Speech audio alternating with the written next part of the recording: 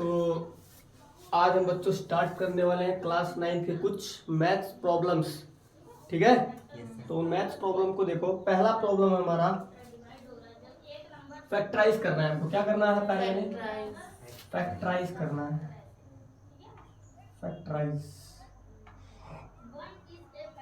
Factorise किसको करना है हमको? तो पहले हम फैक्टराइज करेंगे, जैसे कि आपका जो डाउट है उस डाउट को हम क्लियर करते हैं। सेकंड है ना, first 4a² minus 9b², 4a² minus 9b का स्क्वायर माइनस 2a माइनस 3। अब इसको फैक्टराइज करना है हमको। क्लियर है? अब आप इसमें दो वेरिएबल देख के डर गए हो और आप इसको फैक्टराइज नहीं कर पा रहे, बट देखो कितना इजी मैं बनाता हूँ इसको। ठीक है, कितना इजी तरीके से कर सकता हूँ।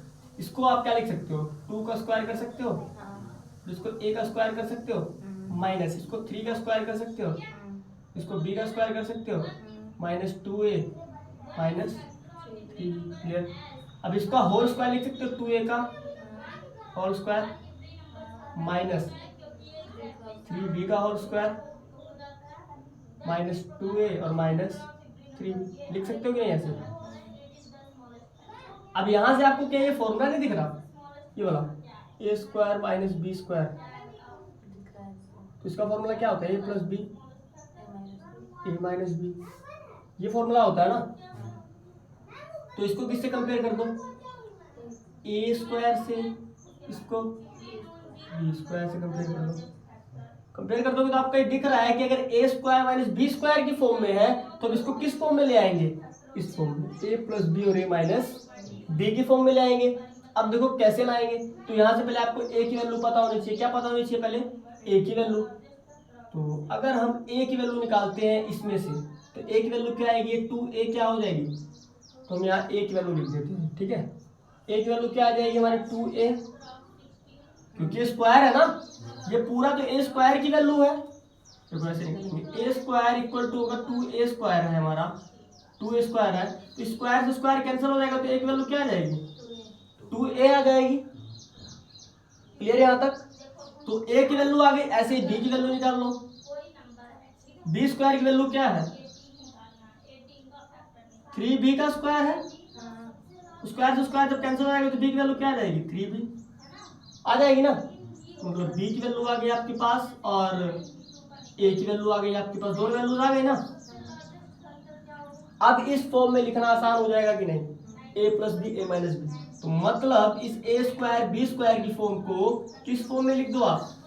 तो a की वैल्यू आपको पता है 2a है, तो 2a प्लस 3b एक बार और एक बार 2a माइनस 3b लिख देंगे ना। चलो लिख दिया। आगे क्या है? माइनस 2a और माइनस 3b, यही है। अब आगे क्या करेंगे?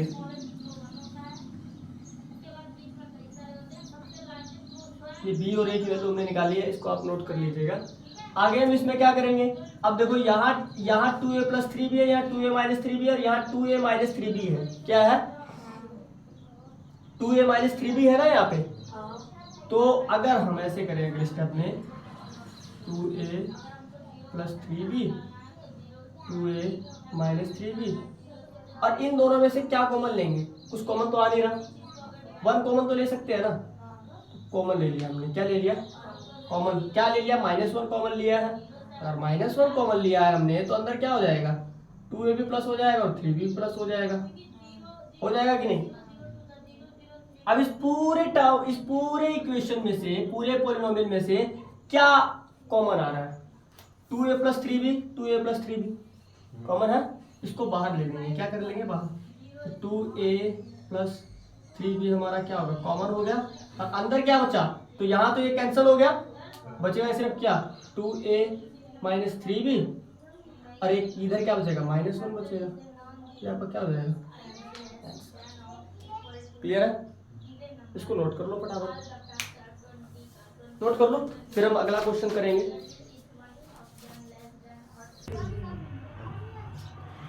तो हमारा वो क्वेश्चन हो गया था अब दूसरा क्वेश्चन क्या है हमारा है p प्लस क्यू का whole square minus 20 p plus q minus 125। अब इसको हमको करना है फैक्टराइज, और फैक्टराइज करने से पहले हम चेक करते हैं कि आइडेंटिटी लग रही है कि नहीं लग रही कोई इसमें। तो हमने देखा कि यहाँ पर एक आइडेंटिटी कंपेयर हो रही है, ये वाली देखो, n का स्क्वायर मतलब n की स्क्वायर की वैल्यू ये है, ठीक है। a माइनस बी मतलब कि ये 20 हमारा a माइनस बी है, क्या है ये a माइनस बी, क्यों 20 किन दो नंबर्स को माइनस करने पे 20 आता है, ये हमको ब्रेक करना है, ठीक है, अपने आप ब्रेक करना है, क्लियर है। आगे क्या आया n, तो n हमारे अगर n स्क्वायर की वैल्यू p प्लस क्यू है तो n की वैल्यू तो p प्लस क्यू होगी, और माइनस में a इंटू बी, मतलब यहाँ भी a इंटू बी की फॉर्म में आपको a और b अभी पता नहीं है, बट कंपैरिजन हो रहा है ना, ये फॉर्मूला इससे कंपेयर कर रहा है कि नहीं, ये वाला फॉर्मूला इस पॉलिनोमियल से कंपेयर कर रहा है ना, कंपेयर हो रहा है ना।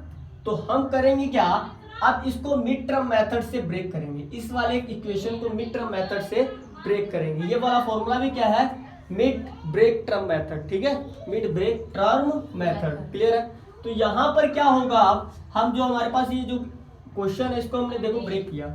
अब यहाँ पर आपको इस वाले साइन को ध्यान देना होता है मेन, इस माइनस वाले साइन को, है ना, जो लास्ट वाला टर्म है आपका उसका साइन देखना है, माइनस का है, तो मतलब बीच वाली जो टर्म है, मिडिल टर्म है, वो ब्रेक होगी, तो ब्रेक तो होगी बट माइनस करने पे आपका वो आना चाहिए रिजल्ट, जो आपका पहले वाला टर्म है उसको माइनस मतलब कि 2 पार्ट्स में ब्रेक कर देंगे इसको, ठीक है। और माइनस करने पे जब रिवर्स करें तो हमारा दोबारा 20p प्लस क्यू ही आए। तो हमने इसको देखा, देखो हमारा फॉर्मूला क्या होता है कि अगर हम मल्टीप्लाई करें, क्या करें, मल्टीप्लाई करें दो नंबर्स को, दो टर्म्स को, तो हमारी ये आए 125, लास्ट वाली टर्म आए, क्लियर है। और उसके बाद हमने दूसरी कंडीशन इसमें ये देखते हैं मिड टर्म वाले में कि अगर इसमें माइनस करें या प्लस करें, माइनस करें या प्लस करें तो हमारा 20 आ जाए, माइनस करें या प्लस करें तो क्या आ जाए 20 आ जाए, जो हमारी मिडल टर्म है, क्लियर है। तो इसको हमने कैसे ब्रेक किया, देखो p प्लस क्यू का स्क्वायर, तो ये तो नॉर्मली ऐसे सेम टू सेम रहता है, इसमें कोई चेंज नहीं करते, बस हमको चेंज कहाँ करना है, मिड वाले पार्ट में। कहाँ चेंज करना है हमको, सिर्फ इस मिड वाले पार्ट को हमको चेंज करना है। अब इसको ब्रेक करने के लिए ये रूल होते हैं हमारे, ये रूल होते हैं हमारे इसको ब्रेक करने के, ठीक है। तो हमने क्या किया, यहाँ क्या था 20p प्लस क्यू था, है ना। अब हमको क्या लाना है कि माइनस करने पे 20p प्लस क्यू आए, माइनस करने पे। तो अगर हम 25p प्लस क्यू में से 5p प्लस क्यू क्या कर दे, सबट्रैक्ट कर दे, क्या कर दे, सबट्रैक्ट कर दे, तो हमारा क्या आ जाएगा 20p प्लस क्यू आ जाएगा ना रिवर्स में। तो इसको थोड़ा एक्सपेंड करके लिखना है, तो क्या करना है, एक्सपेंड करके लिखना है, और वही यही मेन है। यहाँ पर अगर आपने ध्यान दे दिया अच्छे से यहाँ पर फैक्टर इसके बना दिए तो फिर आपका आंसर एकदम राइट आएगा, ठीक है। तो यहाँ हमने क्या किया कि जब हम 25 प्लस का रख रहे थे और ये माइनस का रखेंगे तो हमारा क्या आएगा, प्लस का 20 आएगा ना, पर हमको लाना किसका है, माइनस का 20p प्लस क्यों लाना है। तो हमने क्या किया, माइनस बड़े वाले नंबर्स के ऊपर लगा दिया, ठीक है। तो minus 25p plus Q plus 5p plus Q लिखा, और ये सेम टू सेम, क्लियर। आगे हमने इसमें क्या किया, अब इनके दो के पेयर बना लो, ये वाला पेयर बना लो और ये दो पेयर, दो के पेयर्स बना लो, और इनमें से कॉमन ले लो। देखो इसमें से कॉमन क्या है, p प्लस क्यू और p प्लस क्यू, यहाँ 2 पावर है p प्लस क्यू की, यहाँ 1 पावर है, 1 पावर है ना, और यहाँ भी 1 पावर है। तो यहाँ से एक पावर बाहर आ जाएगी p प्लस क्यू की, p प्लस क्यू की क्या हो जाएगी, एक पावर बाहर आ जाएगी, तो अंदर कितनी पावर बचेगी, एक ही पावर बचेगी ना। तो p प्लस क्यू और ये यहाँ पर 25 हमारा ऐसे कैसा रहेगा, क्योंकि p प्लस क्यू कॉमन लिया तो 25 तो अंदर रहेगा ना। फिर अगले स्टेप में यहाँ से क्या कॉमन ले सकते हैं हम, तो यहाँ p प्लस क्यू यहाँ है बट यहाँ नहीं है, तो यहाँ क्या करेंगे, हम सिर्फ 5 कॉमन लेंगे। क्या कॉमन लेंगे, 5। जब 5 कॉमन ले लेंगे तो अंदर p प्लस क्यू रहेगा और ये डिवाइड हो जाएगा 5 से, तो 25 रहेगा, क्लियर है। तो इस तरीके से हमारा ये और ये सेम आ गया, ये सेम आ गया ना। अब जब ये सेम आ गया तो फैक्टर क्या बने, p प्लस क्यू प्लस 5 और p प्लस क्यू माइनस 25, ये आपका क्या हो जाएगा आंसर, समझ में आया बात। तो इस तरीके से आपका ये क्वेश्चन सॉल्व होता है, इसको आप नोट कर लीजिए, फिर हम अगले नेक्स्ट क्वेश्चन पे चलते हैं, ठीक है।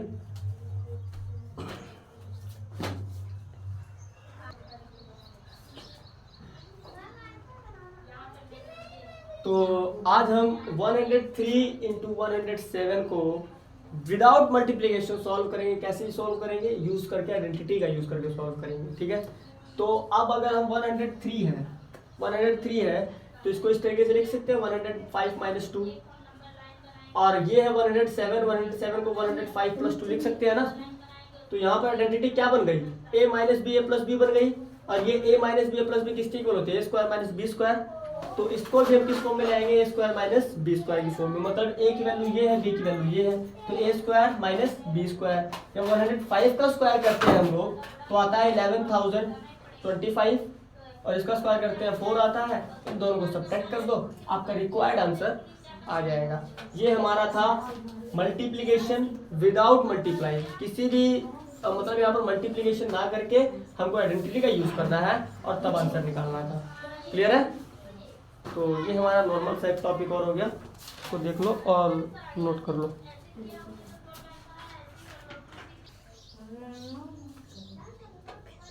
सो our next question is this, और हम यहाँ पर अब क्या करेंगे, इस वाले इसको एक्सपेंड करेंगे, इसको क्या करेंगे, एक्सपेंड करेंगे। किसकी मदद से, आइडेंटिटी के यूज से इसको क्या करेंगे, एक्सपेंड करना है। नॉर्मल सा क्वेश्चन है, कुछ भी नहीं करना है इसमें। क्या करना है यहाँ पर कि आपका ये फॉर्मूला दिख रहा है, देखो इससे कंपेयर हो रहा है कि नहीं, इससे कंपेयर हो रहा है।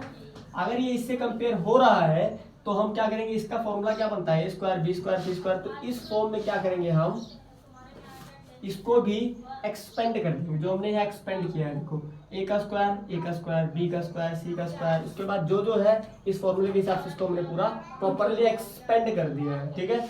और एक्सपेंड करने के बाद फिर इसका स्क्वायर सॉल्व कर दिया है, और सॉल्व करने के बाद हमारा ये रिक्वायर्ड आंसर है। और ये जस्ट सिंपल सा क्वेश्चन था, इसमें कुछ भी नहीं था, एकदम नॉर्मल।